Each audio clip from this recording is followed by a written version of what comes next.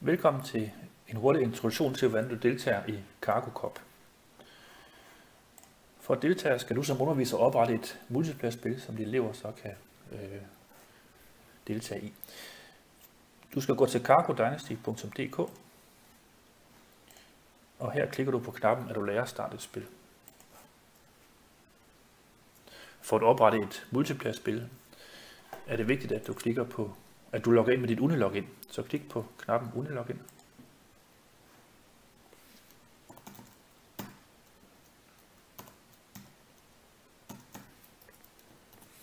Og log ind her.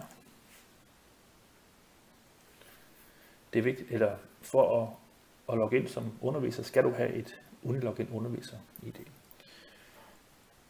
For at oprette et nyt multiplayer-spil, skal du klikke på knappen Opret MP-spil. Nu skal du give dit spil et navn. Det er ikke noget, der er synligt for andre.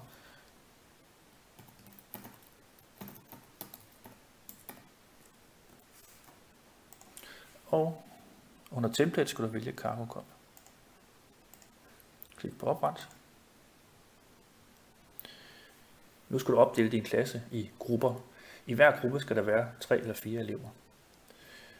Når du har gjort det, skal du oprette en virksomhed til hver gruppe. Så hvis du har 5 grupper i din klasse, så skal du oprette 5 virksomheder. Så klik på knappen Tilføj virksomhed.